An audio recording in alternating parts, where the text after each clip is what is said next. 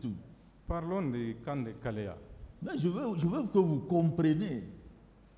Je vais bien vous comprendre. Que je suis mordu sur ça, on m'a dit que ce n'est pas mon problème. Une autre question. Parlons du camp de Kalea. Je ne m'énerve pas. Le camp de Kalea. Oui. Vous avez dit également que vous ne contrôliez pas ce camp. Pas du tout. Néanmoins, vous avez déploré le fait que les gens là, vous avez dit ici, vous voulez venir à Conakry, on a voulu vous envoyer, mais finalement, ce n'est pas vous qui êtes parti. Vous avez déploré également le fait que la plupart de ces gens-là sont aujourd'hui dans l'armée guinéenne. N'est-ce pas? Yeah. La plupart des gens de Kalea sont aujourd'hui enrôlés dans l'armée guinéenne. Effectivement, on peut contrôler. Alors que vous n'approuviez pas leur comportement, n'est-ce pas? Maître, ils ont reçu des formations, mais avant de sortir, moi je n'étais plus en fonction. Ils ont reçu des formations, on les a affectés dans les unités, ils fonctionnent aujourd'hui normalement. La question que j'ai envie de vous... Ils sont dans tous les corps. La question que j'ai envie de vous poser. Oui. Si vous étiez aux affaires, et si leur enrôlement dépendait de vous, est-ce que vous alliez les enrôler? Si on me confiait, oui, comme on l'a fait.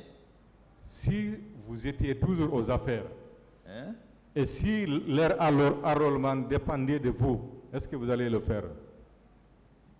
Leur enrôlement? Oui. Si ça dépendait de moi. Si ça pouvait dépendre de vous. C'est-à-dire, on me dit de recruter les gens pour la garde présidentielle. Non. C'est ce que vous voulez dire. Je ne parle pas. Vous dites qu'ils sont dans l'armée. Ils sont enrôlés dans l'armée. Oui. Est-ce que vous les auriez enrôlés? Je ne comprends pas très bien ce que vous voulez dire. Enrôler qui? Les gens de Kalea. Mais ils étaient déjà enrôlés. Vous avez dit que vous aviez quitté, vous n'étiez plus là-bas aux affaires. J'ai dit? Vous n'étiez plus aux affaires. Qu'est-ce que vous voulez savoir, maître? Parce que vous ne vous Monsieur comprenez le Président, pas. Oui.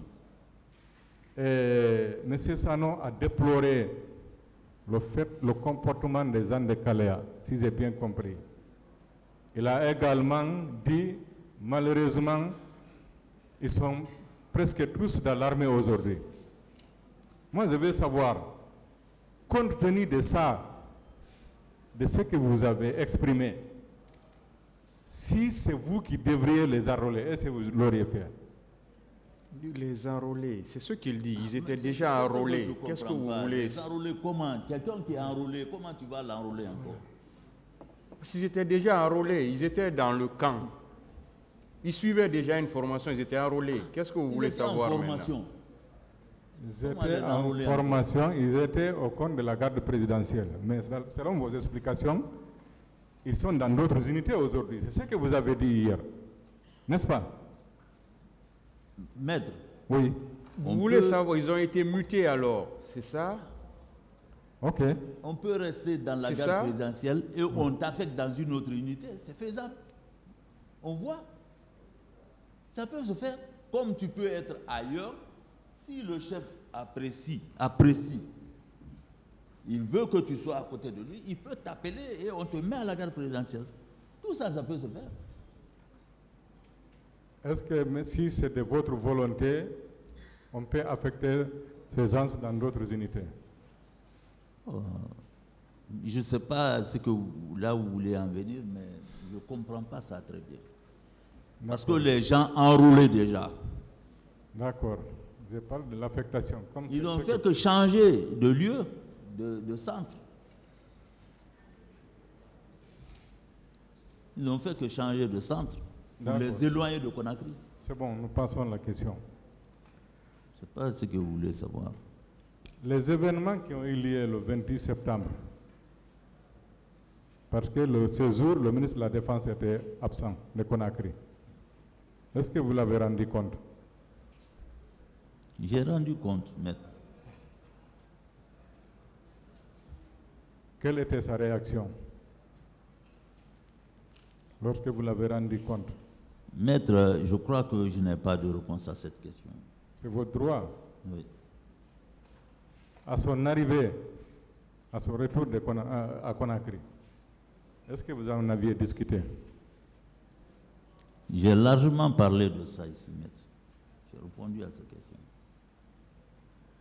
Vous avez parlé d'une réunion de crise au camp Samori. Moi? Oui. Non. On m'a posé la question, j'ai répondu. Je n'ai pas organisé une réunion de crise là-bas. Il n'y a pas une réunion de Oui, crise? j'ai largement répondu à cette question. D'accord. Je vous remercie, Monsieur le Président.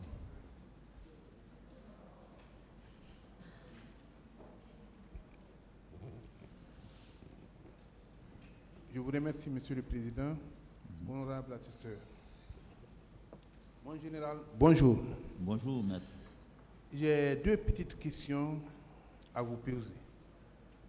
Je suis un peu inquiet par rapport à la réponse d'une question qui a été posée par l'instructeur, à savoir quels sont les militaires qui se sont rendus dans l'enceinte du stade. Vous avez répondu en ces termes: je ne sais pas. Je tiens à souligner que les gendarmes et policiers qui étaient chargés du maintien d'ordre n'étaient pas dotés en munitions pour pouvoir tirer sur les gens. La question est de savoir que des enquêtes doivent être menées pour connaître ceux qui ont tiré. Après, vous avez ajouté qu'il faut se poser la question de savoir quelle a été la destination, l'utilité des armes soustraites au commissariat de Dixie. Surtout, cette dernière réponse, l'utilité des armes soustraites. Est-ce que des armes avaient été effectivement soustraites au commissariat de Dixie? C'est la question? Oui. C'est les informations qu'on a reçues que quand ils ont cassé, ils ont pris les armes. Que des armes ont été prises? Que les armes ont été prises là-bas. C'est les informations qu'on a reçues. Bien. Est-ce que la quantité des armes enlevées pouvait-elle être utilisée pour faire ce massacre? C'est-à-dire la quantité des armes qui ont été enlevées. On vous avait dit le nombre de fusils enlevés? Non, on ne m'a pas dit le nombre, mais on m'a dit que les armes ont été prises là-bas.